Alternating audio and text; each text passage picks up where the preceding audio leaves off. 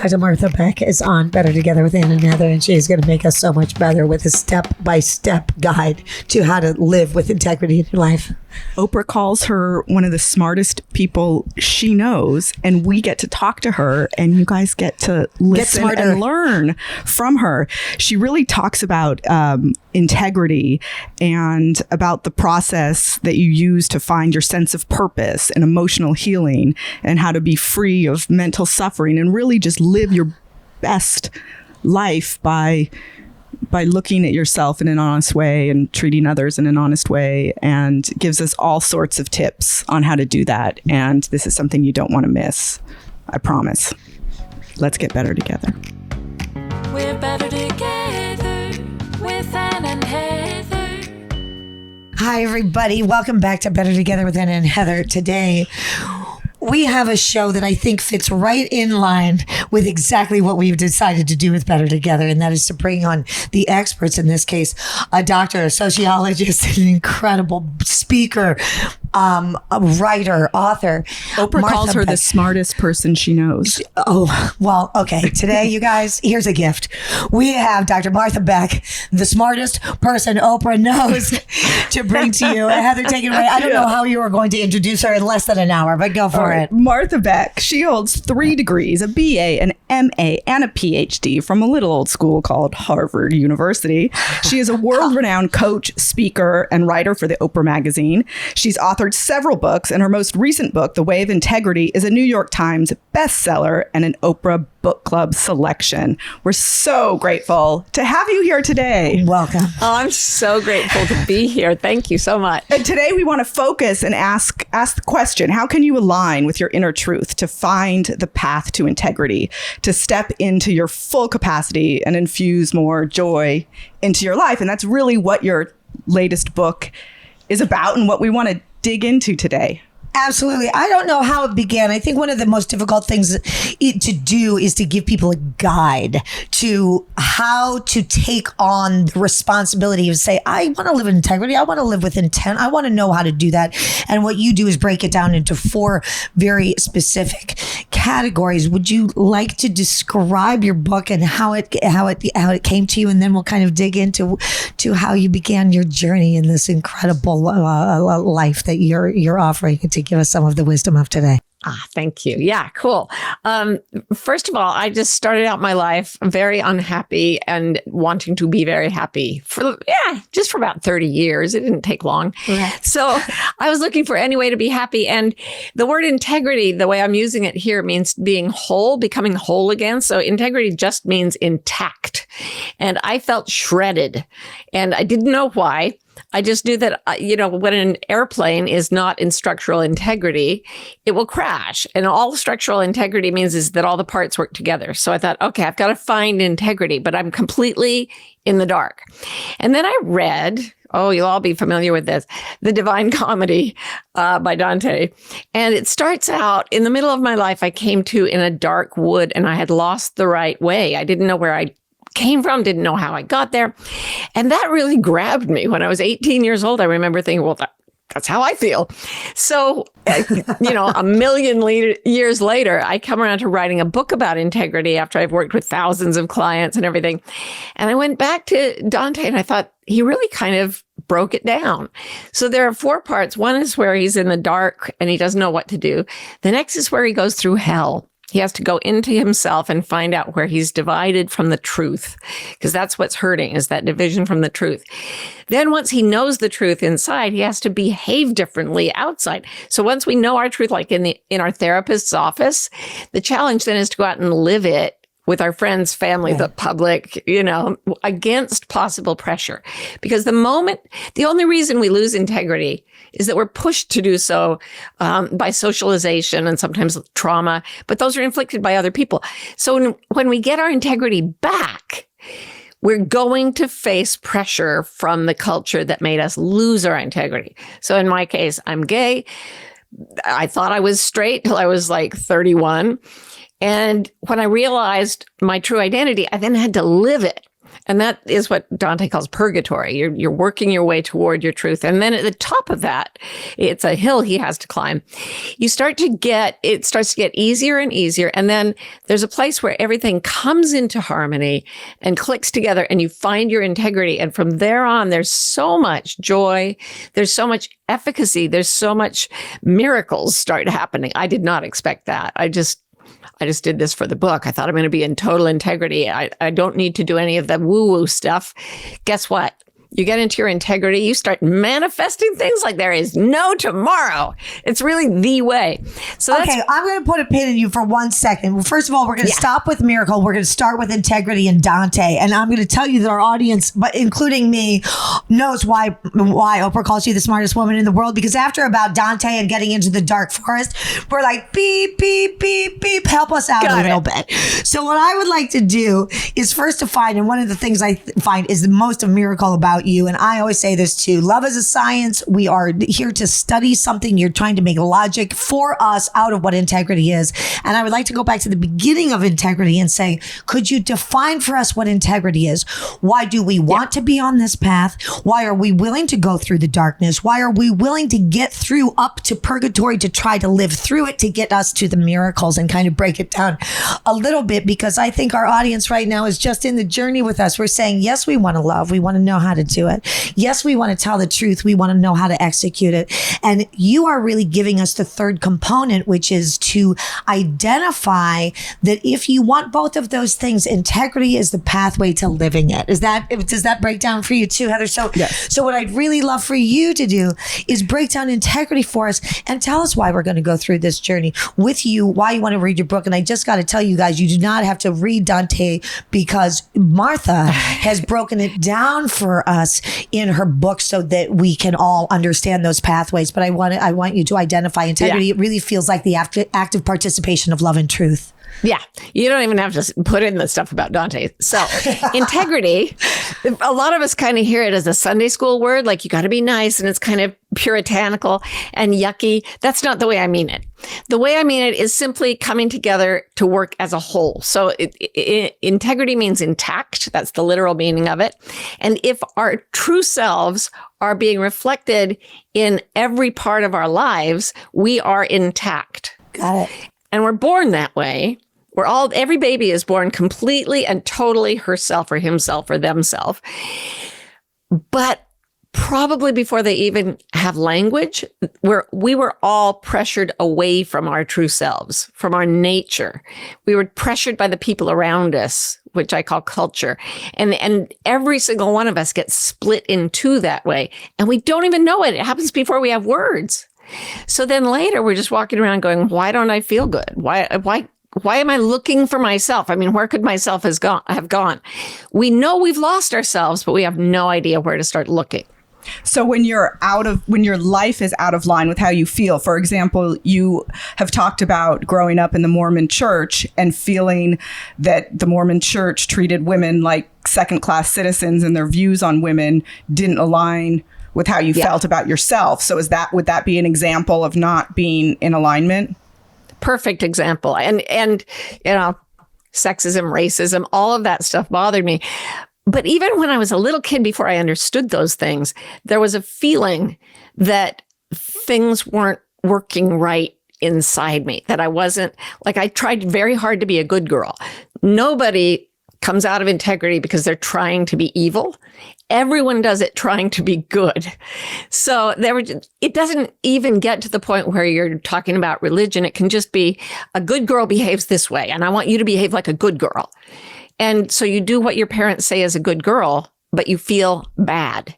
You've left a part of yourself to please other people, and that split feels like suffering. I think all psychological suffering comes from being split from our true nature. And at first, it's just this pain. We don't know where it's coming from. And that's what makes it so hard to fix. Well, did you have a family that surrounded you? And I don't know how deep you want to get into what the culture of Mormonism was for you. But I mean, I, of course, am very interested in this. I myself was raised in a religious cult that was a very sexual cult. I was abused for years, and all of our audience knows that. That's what I talk about, getting on the other side of our abuse.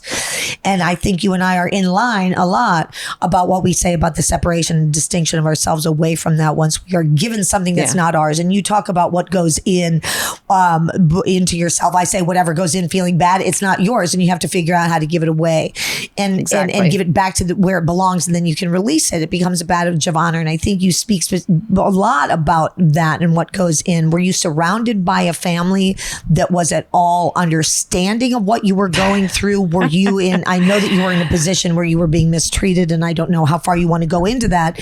Was that a part of your mental split and your drive to become and get on the other side of it and become something new?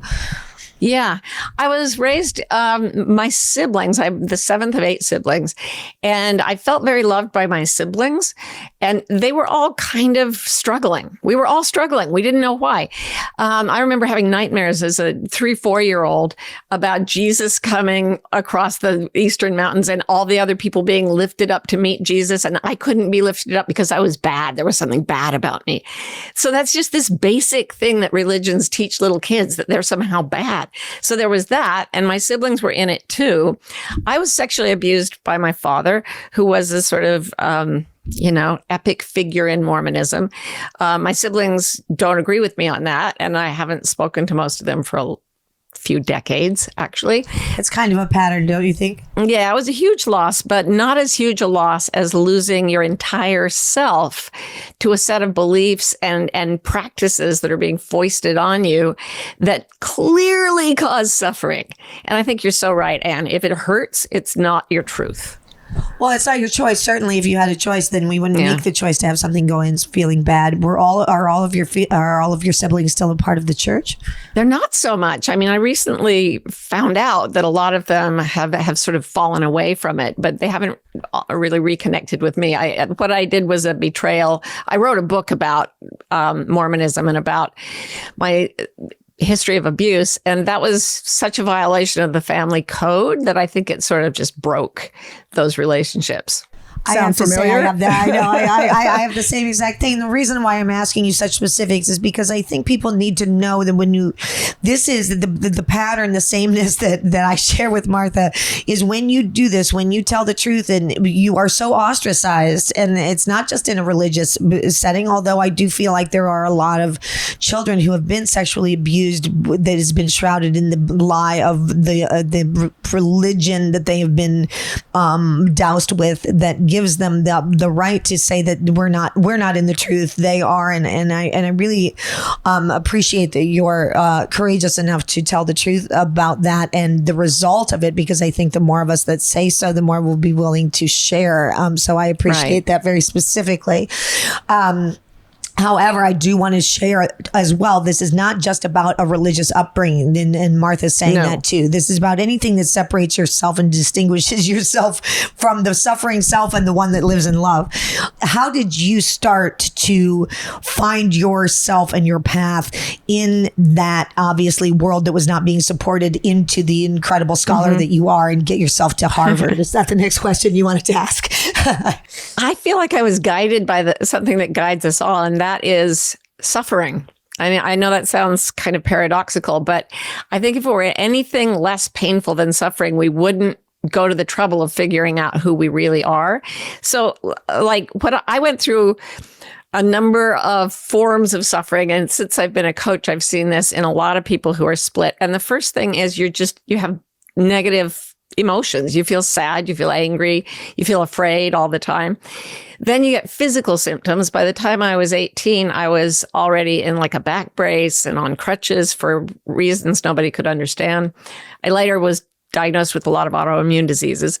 Then your relationships start to go wrong. Then you can't push forward with your career. You may get addictions. And all of these are the result of trying to ease the pain of being split from yourself. So again, I didn't know that was the problem. I didn't know I was out of my truth.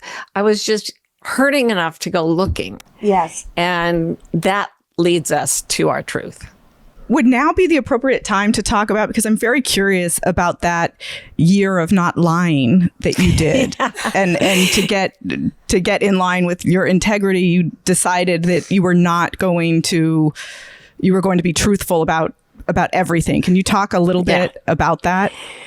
So yes, I did something I called my integrity cleanse. And this is when I was 29 years old. And I have since done it many times.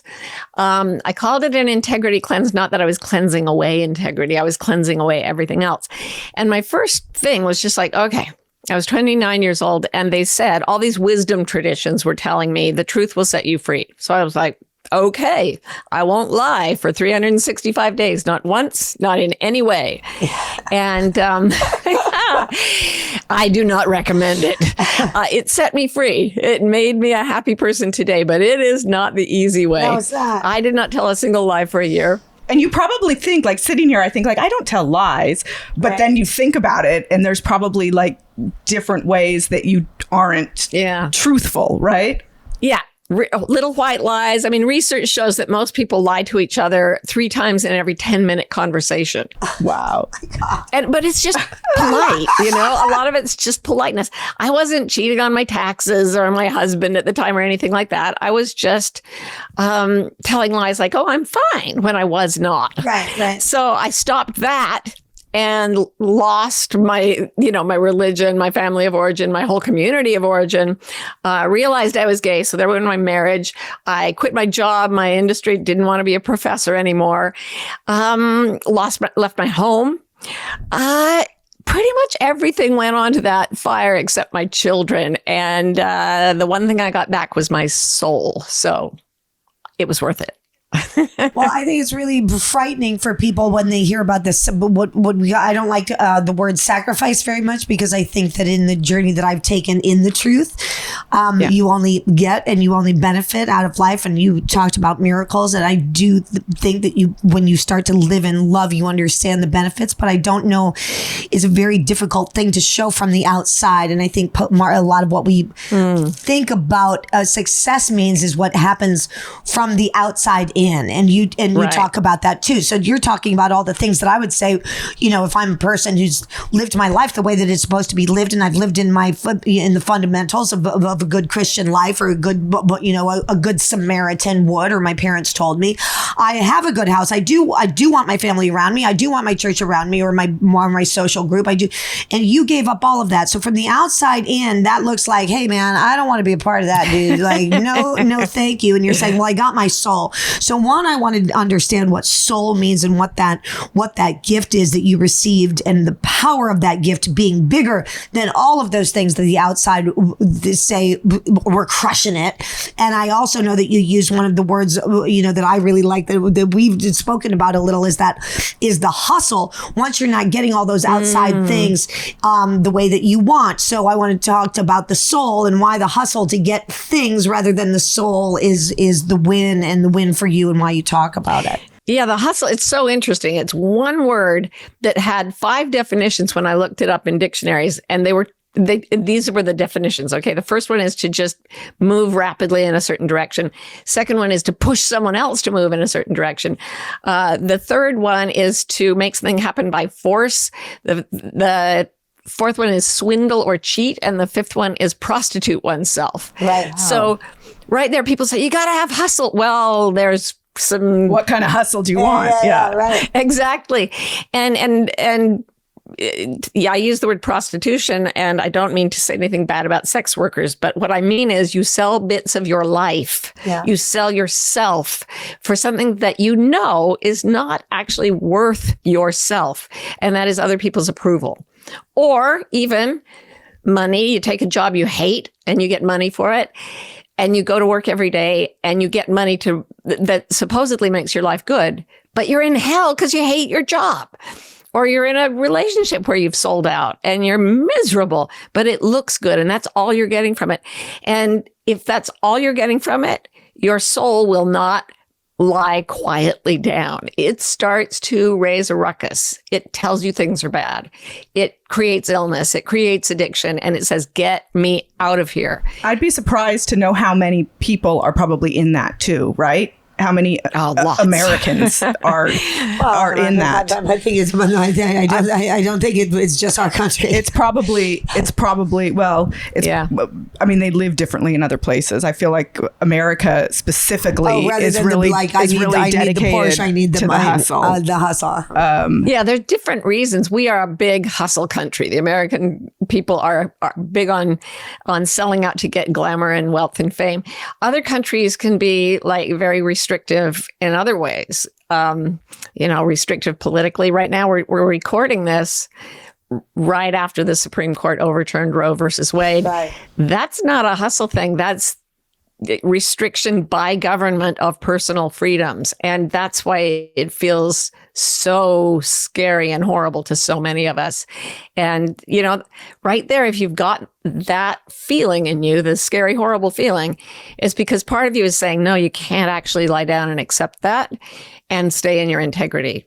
So yeah, it's a scary moment, and all countries have it. Yeah, right. That is actually a great example of feeling out of whack with it because it doesn't reflect how we feel, yet it's been forced upon us. Right? Well, I mean, it's really shocking. I mean, people went through this with the vaccine, and I don't mean to bring that up again, but it was a personal right that you had to say no or yes. And then people were saying whether or not your opinion on it was one or another. The fact of the matter was they were saying you have to put something into your body. And if you don't agree to it, too bad. You can't get on an airplane. Yeah. You can't do the things that we.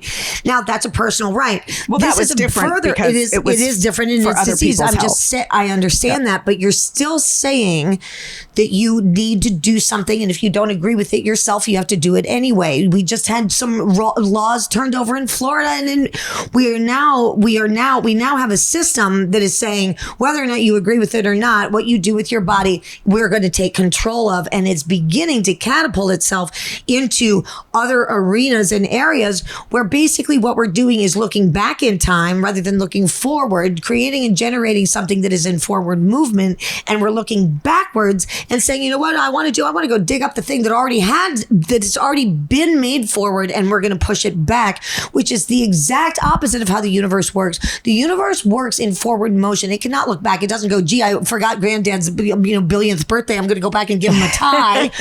You can't do that. It's putting things back in motion, and that's really what's happening. We are trying to stop the system of forward movement, which is called evolution, and we're doing it consistently. That's why our voices are so important, to stand up for integrity and say you can't stand up for it, because I think people do feel really trapped right now. I, as a woman, feel really trapped knowing what the hell to do.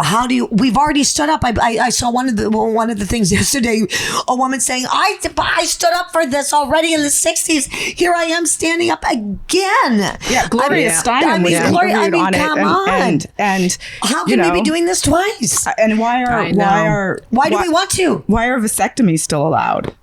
Right. Well, I mean, why can you choose? I mean, we know why. Well, here's the thing to me that doesn't make any sense at all. We are making sure that we're taking care of what we're calling the fetus, the live fetus. However, what we're not taking care of is our children that we send to war, and we'll put them in the front line, who are adults, who are 18 to 25-year-old, at the top of their life, at the top of their game, at the top of their intelligence potentially, and we are not standing up to not send them to war to be killed, but we are going to do. Why is that something?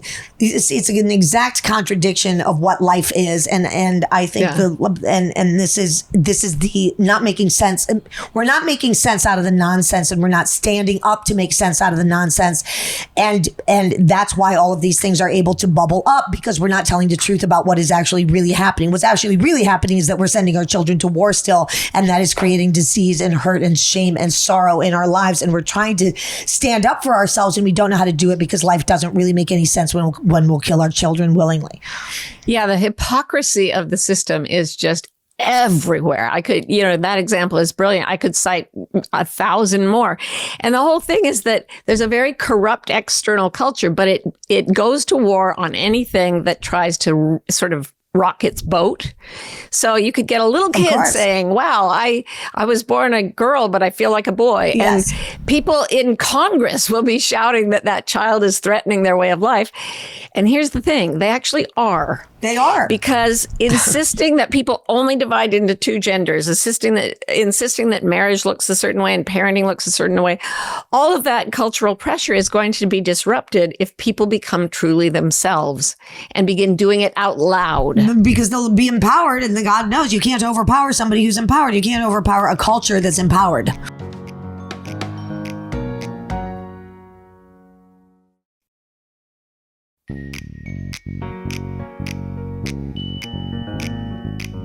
In talking about living in integrity and when things aren't aligned with your thinking, something that I think has come up a lot in the past several years, especially with the Trump presidency and now with Roe v. Wade and with some of the laws that were recent legislation in Florida with the Don't Say Gay bill, has brought up a lot of political issues among family and friends and people that have different political viewpoints than you.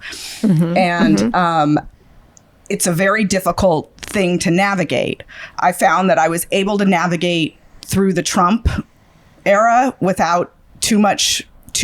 I was able to navigate it. But recently, the latest issues that have come up are sort of insurmountable. And there's people who say, you just cut those people out of your life. They're not. But it's difficult because there's some people that have been in your life your entire life. And do you have any advice for how, is there a way to continue to have these people in your life and still be in your integrity? That's a great question. I actually am writing about that subject in the next book that I'm working on, which is about anxiety. And there's this huge spike in anxiety. And I think it's because it's what you were saying. The culture seems hell-bent on pushing into every person's life to the point where we can't even have an ordinary conversation without appearing to take sides on some issue. Yes. And it's getting really divisive. So how do you cope with it? You're as honest and as kind as you know how to be. And that's the thing. It's so frustrating when these issues come up that we want to go into an aggressive posture. And I kind of write about this in the book. There's a thing called the righteous mind, where it's like, I'm right and I don't care what you say. And there's no listening to each other.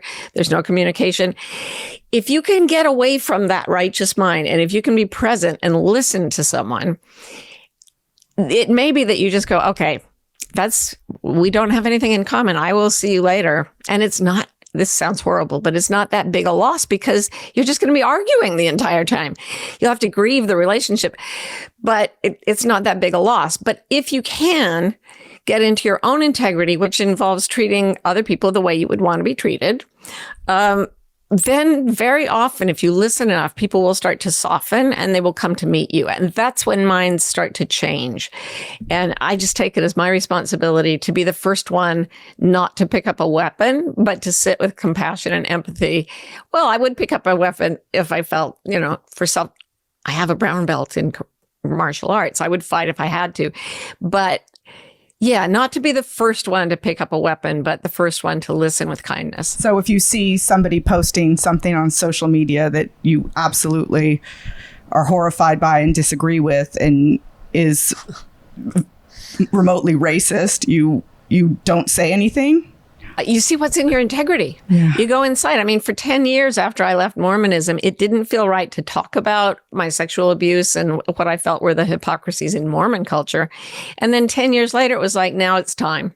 And I was terrified, but it was time. And that's the thing. Nobody can tell you for you what act is in integrity at any given moment. You have to be so tuned into what I call your sense of truth. And that's like, I'll tell your listeners how to feel what your sense of truth feels like. This is the statement that I've found with thousands of people gets them into truth more than any other. It's really simple. You say it to yourself silently a few times, and it's, I am meant to live in peace. I am meant to live in peace. And if you say it a few times, your body will say yes, your heart will say yes, your mind will say yes, and your soul will say yes. And that's integrity, when they're all saying yes. And then you say, and I meant to live in peace, and I need to let my racist uncle come to my party. And it'll be like, no, Or maybe it will be yes, because it's ready for him. It's time for him to change. Only you can know. And the right thing to do, you have to choose it 1,000 times a day. What feels true? What feels peaceful? What feels compassionate within myself? And then you have to do it. Yep. Yeah. I mean, that makes sense. It's really listen to your internal self, right? There's nothing else. And I think it gets to a certain point. I know for me personally, I got to a certain point in my life where I couldn't not listen to it anymore. Right. And I think that's kind of what happens. I always describe things for me as a jar of jelly beans, and on the last one, like it just fell out. There was just no more room to put it, and I was done and had to face things, because I think for me, and I know that this is true for a lot of people, and we already touched on it a little bit, that I think I spent a lot of my life living to, do the right thing, make my parents proud, make my right. ancestors proud. And then you get to a certain point where, no, I actually want to make the next generation proud.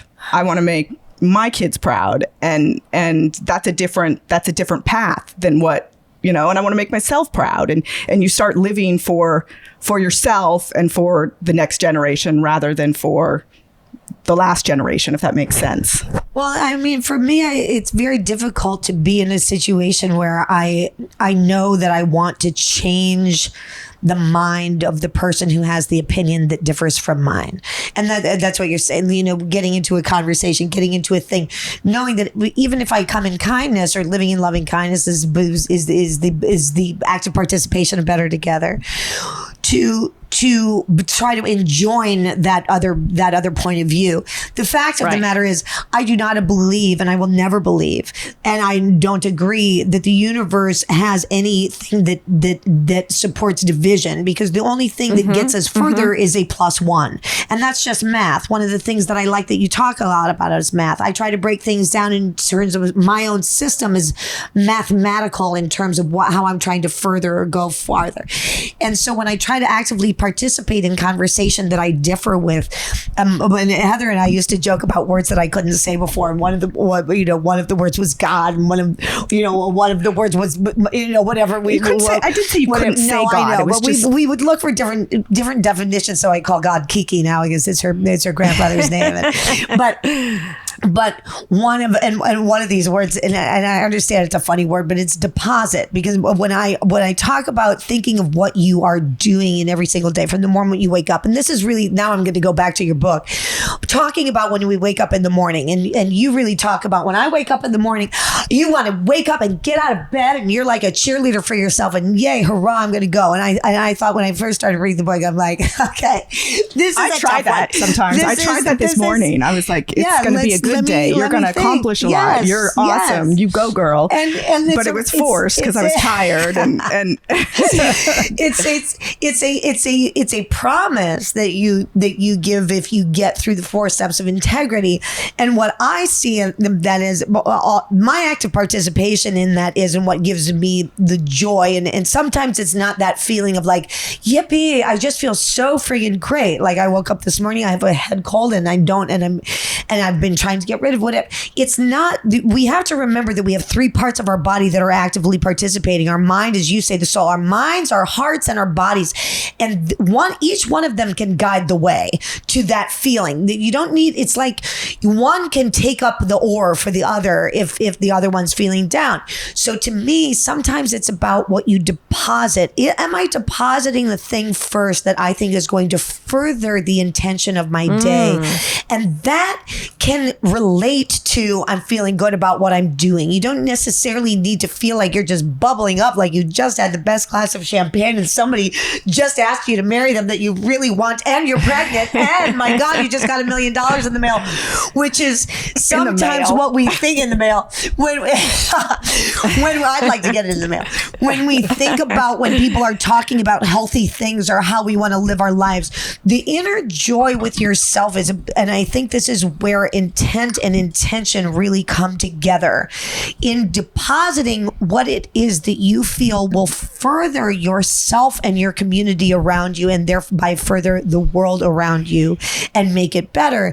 That is the core center of what it is to feel happy. In my personal opinion, that is the joy that we're talking about, the centered down home feeling that what I am doing and what I am depositing with my life and with my intention, with my friends, with my podcast, with the work of art that I'm doing, with whatever it is that I'm doing with my day, I am depositing what I feel like will further it.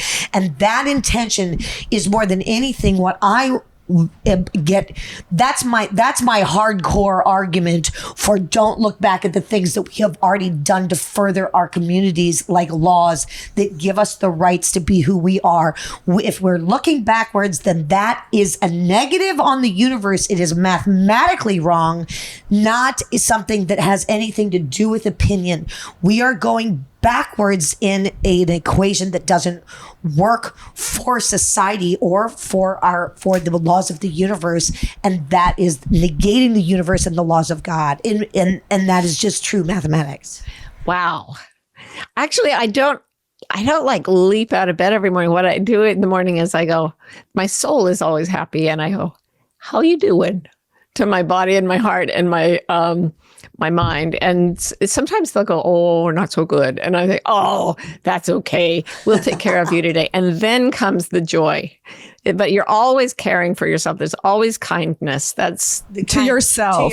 We always are worried about being kind to others. Yes. And if we spoke to ourselves like we spoke to others, it would be a good thing. If we were as easy on ourselves as we are on other people, and as complimentary. If you're trying to force bubbliness and joy, that's not integrity. You find the place where you don't feel great and you say, you know what, we're going to take care of you. And boom, there comes the joy. That's beautiful.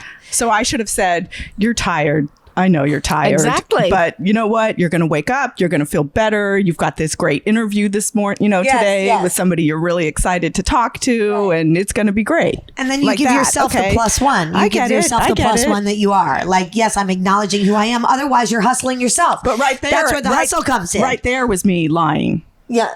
What? To myself. That's the result of living in a culture where you're taught to be super bubbly all the time. We're not always bubbly, but we can always be loving. We're not always bubbly. We can always be loving, and it starts with ourselves. And then what happens is our compassion rises because we can recognize in truth, because we're calm about our truth. We're cool with who we are. We told ourselves we're going to take care of ourselves. We're not looking to somebody else to take care of us, because then what starts happening is then we're entering into a conversation with somebody else where we really hope that they make us feel better for the thing that we're not taking care of in ourselves. And we're waiting for that compliment or that look for accomplishment or approval that somebody else says, and then we start feeling good about ourselves. But as you say, the man who got, and I love this story. Could you tell the story about the man? You're a life coach. This is something else that I think our audience needs to go. Let's get into the life coaching a little bit, as you're just coaching us on some of the basics.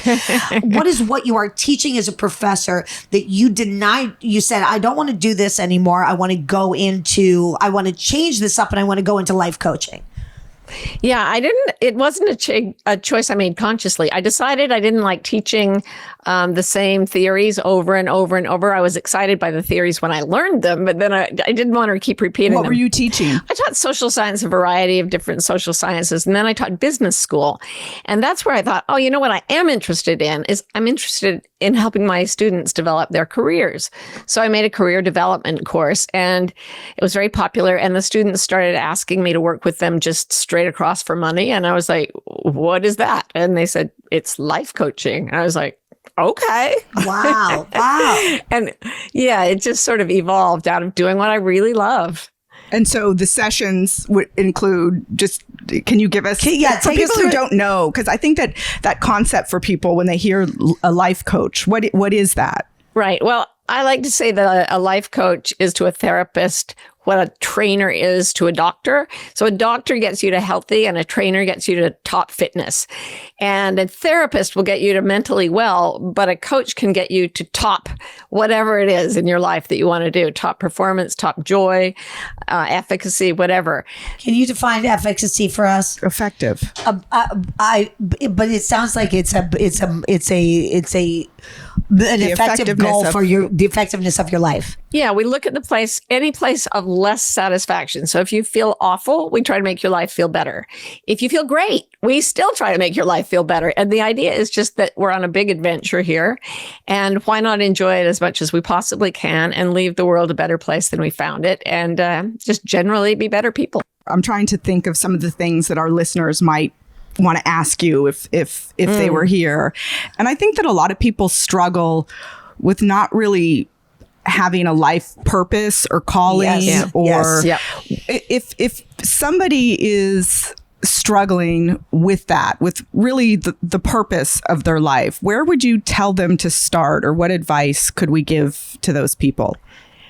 Boy, Heather, you absolutely nailed it. That is the number one problem that people come to me with. You'd think it would be something like, poverty. No. It's loss of sense of purpose. And it's precisely because they've left their true selves, because your true self knows your true purpose. But when you really think that what you're supposed to be doing is hustling up, some pyramid of wealth or something, you don't realize that your sense of purpose was left back there at the bottom where your true self is. And you suffer more and more and more as you divide yourself more and more. And when you stop and say, wait, what am I actually feeling? Do I actually like what I'm doing? And not just work, but on a day-to-day basis. What do I enjoy doing? What do I not enjoy doing? This is a basic principle. Take something you don't enjoy doing. Do less of that. Even if it's just like 10 minutes less of that. Something you do enjoy doing, add 10 minutes of that. And then make that change every week, 10 minutes by 10 minutes. I call it 1 degree turns, until your whole life is filled with the work you love, the people you love, the places you love to be. So I'm never getting on that Peloton, am I? That's a great spectrum to think about when we think of our life as being a whole piece of pie. And when, we don't always have to look at all of it affecting one part of it. If we get in a bad mood or whatever, something happens in our relationship, we can still categorize that. We can still compartmentalize that. We can still go about our work and have a 75% good part of our day. Like when we learned about take the time to worry, put a worry time on yourself, which we learned from Dr. E, where you take the time to worry. You know what? Don't worry about it until 4:00. And then by the time 4:00 rolls around, you've already had such a good day, you forget what you're supposed to worry about. That's great. But also with Adam Carolla, when we talked about happiest. paying attention to the thing that you're really good at and the thing that you like, and then all of a sudden starting to develop those habits, we're starting to get a real system here on Better Together. And I just want to be so grateful to you for being a part of our pool of consciousness that has added to the rhythms of joy that we can have. All of these different ways that we are being advised to pay attention to ourselves. Imagine what feels good. Give ourselves a little bit more of that each day. You don't have to, it's not like a change happens in one day, but it will happen like 100%. But it happens gradually. You're talking about a 1% degree. Then all of a sudden it gets easier because you start to form the habit that starts to make you feel better. That feeling better becomes your addiction. So you want to do it more. So then all of a sudden it's not just 1 degree. All of a sudden you're like feeling 5% better. Or your step happens a little bit more and a little bit more and a little bit more, and with all of the reminders. And it's surprising as it happens because I know that I talked a little bit about how I had a change of thinking in my life, and I really genuinely stopped caring what others thought of me, and that was something that I was all about. And I recently, really checked in with myself and said, do I care? Oh my goodness, I actually don't care. That's so great. I don't care what you think of me. I just don't care. I care what I think of me. I care what my kids think of me, but I don't care what, somebody that I don't know, some neighbor might think of, something. It's a freeing feeling. And I always put the word respectfully in there. Somebody says an opinion that I don't agree with, I say, I respectfully do not care. I respectfully do not care. I respectfully do not care. And maybe that goes back a little bit to being able to ground us. I would like to get just a little bit of thoughts on you before we wrap up about what Heather was talking about. We are in a very divisive time, and there are so many conversations that we're entering where we feel like we're tiptoeing through them, or what are there. So maybe there are a couple of words right now that we can put into our I respectfully don't care. How do we take this positiveness from respectfully go F yourself? Exactly. My integrity tells me you're wrong, motherfucker. Of just things, you're such a delight and such a joy and such a treat to talk to. And I do want to encourage everybody to get the book on integrity, but also go to Martha's website, because what's there gives you, I think you've written now 7 books in total. No, I think more than that. What, Actually, 9? 8. 9. Oh my Lord. And about to write another one on anxiety. The O Magazine articles. You have a book that kind of combines all of your articles that you, or some of the most important ones that you have written on for the O Magazine, and really start to pinpoint for yourself which one of the books, because you do have one novel, and I think that's really talking about the transformation that you made out of the self that was told what to do and into the holy space that you are. Exactly. And I think that the beginning of that, maybe reading the novel will help people understand their holier selves. But also look at the one that best suits where you are, because I think you've targeted so many different areas and arenas that you've looked at rather than combining all of them. And I think that could really help our listeners pinpoint which would help them the most. Thank you. And as we go with integrity, what would you like to leave us with today as we go into this world wanting to be our joyous selves and our truest and most integrated selves with our love for others? Well, thank you. That's very inspiring. So I said a little bit ago, you always want to treat others the way you would want to be treated. That's the golden rule, right? Do unto others as you would have them do unto you. But the reverse of that is also true. And this is where I think more people get mixed up. And I'd really like to leave you with this. Do unto others as you would have them do unto you, and never allow others to do to you what you would never do to them. Never allow Ooh, others. that's good. That's good. So if somebody is screaming at you, trying to push you around or whatever, don't allow yourself to be treated that way. That right there, where you would never treat the other person that way, but they're treating you that way, that's where you say it stops. And I will say it calmly, and I will say it firmly, and I will say it repeatedly forever. If I don't want you imposing that on me, I stop you. Wow. And a lot of women don't have that, especially. That's right. That language is really terrific. That's just really terrific. This is the line. You are doing something to me that I would never do to you, and it stops right here. Yeah, you don't even have to explain. Just go, I'm out. That's right. I'm out. Or as our religion over here is no thanks. No thanks to that. And you've given it some eloquence. No thanks. I say yes to please you walking out the door. Yeah. This is not welcome anymore. That is great advice. That because is terrific. we're because it's behavior against us. Yes. Yes, that's still what I'm working on. Yes, we're all working on it. That's why exactly we have such incredible guides and teachers and professors and just women of wisdom. We could not be more grateful for you teaching us about integrity today and giving us all help and centeredness as we go forward with more courage and more wisdom. Thank you. So much fun talking to you. I'm honored to be here. Thank you. We're better together with Ann and Heather. I mean, that is just such a wild conversation on so many levels. This is why we do the podcast. This is it's for guests like that to share with our listeners. What a gift to us and to you all to have had that wisdom imparted on us all.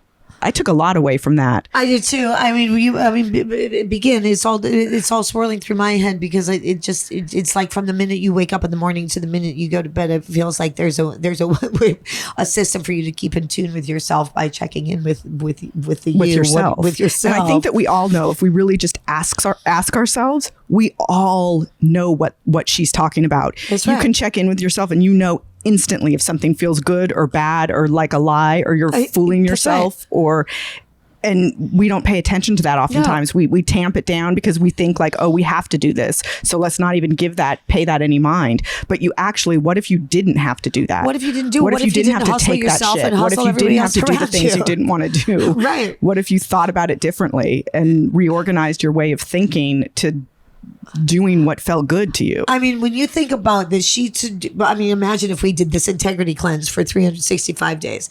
When she did that, what ended up happening? Should we try? When she told the truth. You know, this is a big one for me. I live my life on telling the truth. I dedicate my life to it. Well, that's what I said. I don't think I lie, but then I realized I just lied to myself this morning and getting out of bed. And these are the simplest things. And what happened was that the cleanse became all of the single things that she was lying about in her life and what she had lied about to get herself into the situations. And what happened at the end of that, she found her soul and she found her true meaning. And look at her. She's the most successful. She has 3 doctorates. She's written 9 books, as you said. She's a life coach. Her soul became this extraordinary teacher, woman of wisdom, the smartest person in the world, because she told herself the truth in every second. Do you remember when she said, research says that we lie to each other at least 3 times within 10 minutes of every conversation we're having? Let's pay attention to the truth. That means we just lied in this outro. Well, no, it doesn't mean it doesn't mean it means that's the habit. Well, I mean, that's the habit, but I think we're living in a little bit different course. And I mean, I do. Yeah, we're at a higher level. We've gotten ourselves to the higher level. I think so. We're not the average bear. We're not the average bear. I think maybe we lie to each other once and every time. But let's encourage you to talk about active participation in integrity. Let us begin our trial run with telling ourselves the truth about ourselves for 365 days. See what cobwebs we that's clear a really out. bold one. Let's try for. Let's go. You want to go for a day? Yeah, let's go a week at a time. We'll check in next week. Everybody do it with us. Let's go. And others already backpedaling. Holy shit! I don't know what to do. Hold on a second. Well, I mean, you go to a year. Jesus, that's a lot. I mean, that's a lot. We're not all as wonderful as Martha. I mean, you're lying to yourself right there if you're going to say it's a year. All right. Let's go for a week, guys. Go for a day. Tell yourself a truth for a day. Give yourself 24 hours to tell the truth. See what you clear out. And even if it's just to yourself. We don't have to announce it to the world. Just tell yourself the truth. Tell yourself the truth for 24 hours. See how it goes. And a big thanks to our Better Together team, Ryan Tillotson, Silvana Alcala, Daniel Ferreira, and of course, Ann and Heather. If you haven't already, please subscribe on whatever device or platform you're listening to this on. And as always, see you next week.